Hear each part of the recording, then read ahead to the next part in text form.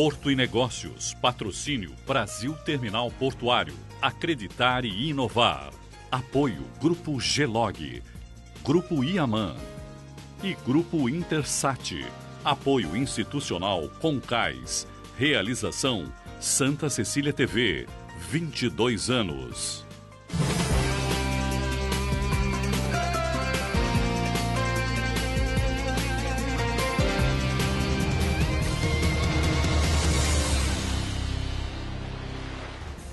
Olá, está no ar Porto e Negócios, o nosso espaço semanal para que possamos debater assuntos importantes em relação aos portos internacionais, portos do Brasil e principalmente em relação ao Porto de Santos. Essa semana recebo dois amigos queridos, Carlos Coppitti, presidente da ABTL, Associação Brasileira de Terminais Líquidos, e Mike Siri, diretor-presidente da Stolthaven.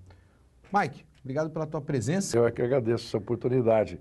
Estamos aqui com o Carlos também para a gente debater e conversar sobre os assuntos, como você bem colocou, de importância não somente internacional, mas do Brasil e locais da nossa atividade no Porto de Santos. Indiscutivelmente. Presidente, prazer te ter aqui de novo.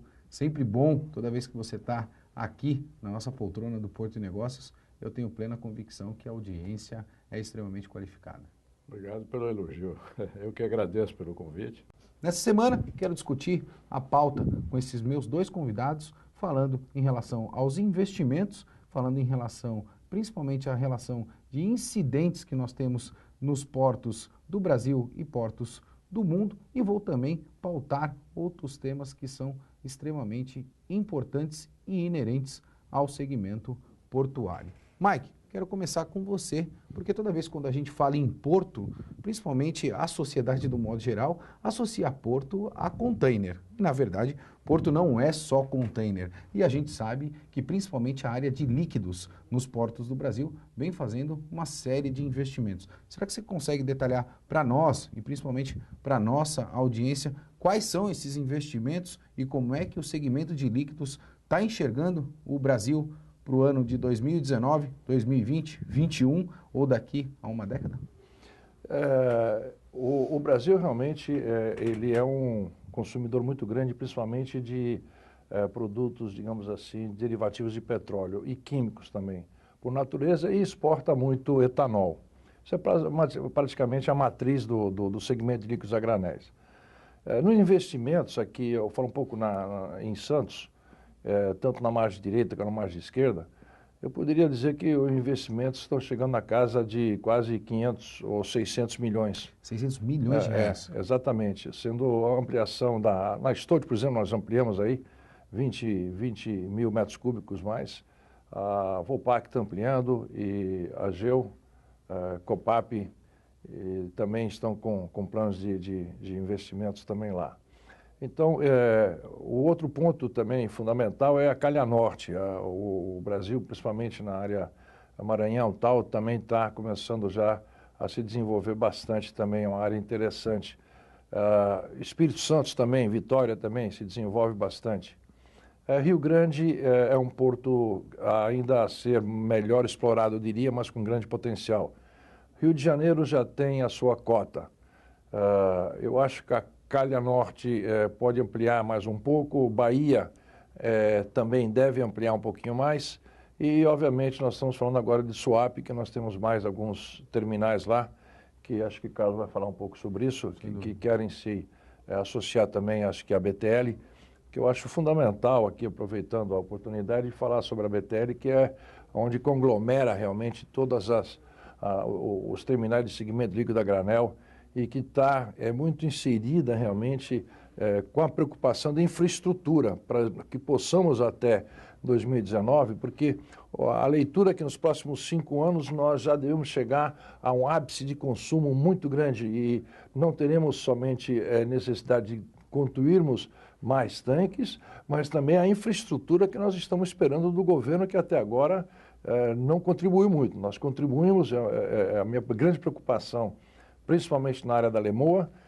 com o Pier 5A e 6A, que um consórcio já preparou todos os desenhos e projetos, etc., e foi doado para a Codesp, mas o que acontece é aquilo que nós chamamos o voo da galinha.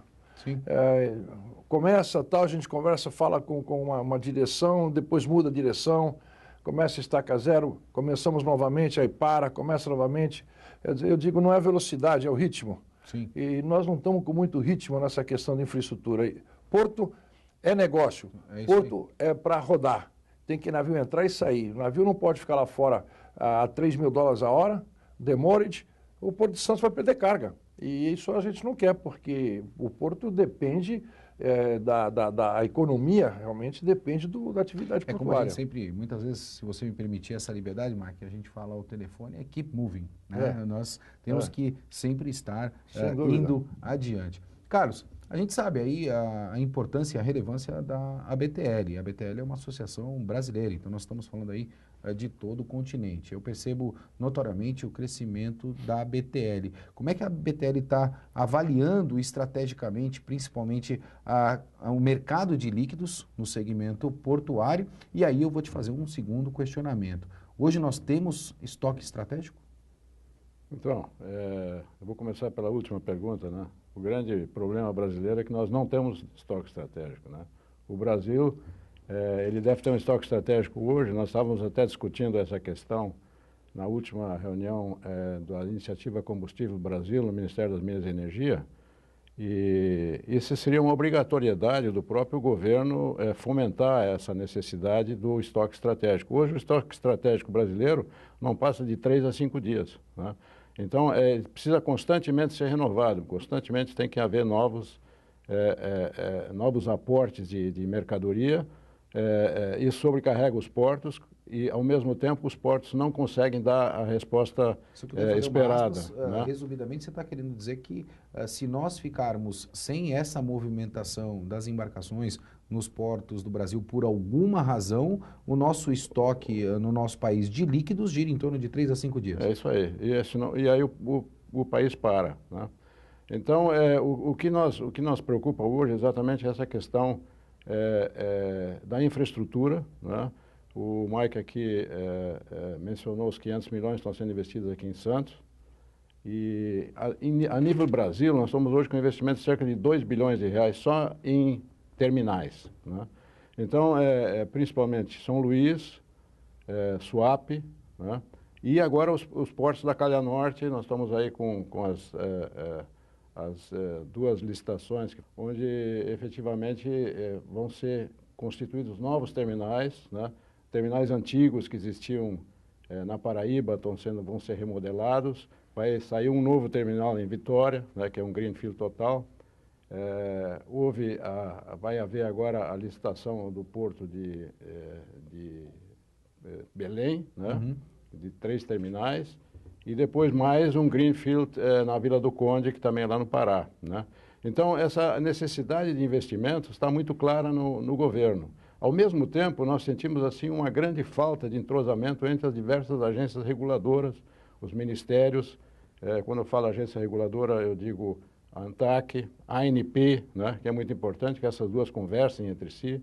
Nós tivemos agora, recentemente, até a discussão da ANP 251, que trata do acesso de terceiros aos terminais. Sim. Né, onde a ANP quer colocar regras que claramente conflitam com os contratos que são assinados pela ANTAC, né?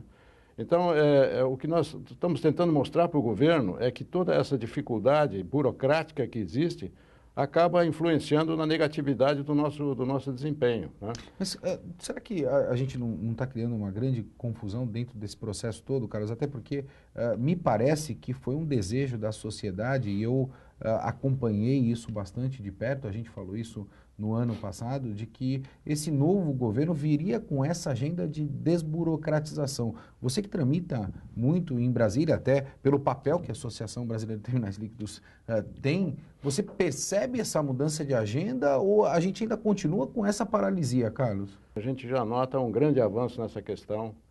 Nós estamos hoje com equipes novas, equipes sérias, transparentes, com as quais a gente pode conversar. Eles, principalmente, eles têm uma grande característica positiva, que é que eles chamam os empresários para a conversa, né? Então, nós somos ouvidos antes das decisões, o que antes não acontecia, e com isso a gente está conseguindo, efetivamente, de alguma forma, influenciar. Mas esse ranço influenciar, burocrático... preciso fazer um recorte no bom sentido, É, porque no nosso país a gente também tem o péssimo hábito de demonizar o lucro, né? Então, quando a gente fala em influência, parece que está influenciando no mau sentido. É influência em virtude da expertise que vocês possuem. Não, com certeza. Eu acho que quem trata com o governo por parte dos terminais, dos investidores, tudo são pessoas que conhecem o negócio, sabem o que é necessário e procuram passar também a experiência externa, né? Então, por exemplo, se a gente for comparar hoje uma atividade da ANTAC com a atividade do congênero americano, a gente vê que as metas deles são completamente diferentes, né? Quando uma ANTAC acha que só deve fiscalizar, né, e complica muito esse desenvolvimento rápido das coisas, você vê um americano que é preocupado exatamente com o desenvolvimento do negócio, né? O que aqui o pessoal ainda precisa colocar na cabeça, que é desse jeito que só pode funcionar, né? Então, a gente tem batido muito nessa tecla. Nós tivemos várias reuniões. Eu acho que essa nova equipe que está na Secretaria Nacional de Portos, com o comando do Piloni, estão fazendo um ótimo trabalho, né? A gente, inclusive, eles são tão bons, né, e tão observadores que tiraram a nossa diretora executiva da BTL e levaram para uma diretoria lá da SNP, né? Exato. Então, a Fernanda... Que tem um pouco de relação com aquele discurso de colocar pessoas capacitadas e técnicas na gestão governamental. Exatamente. Então, isso é que assim, nos dá um alento de que as coisas efetivamente vão melhorar, né? Inevitavelmente, quando a gente fala de porto, eu quero crer que cada porto, independente da sua localidade, ele tem o seu DNA próprio. E você precisa ter uma gestão pública eficiente em cada localidade. A gente vai ter que chamar o nosso primeiro intervalo.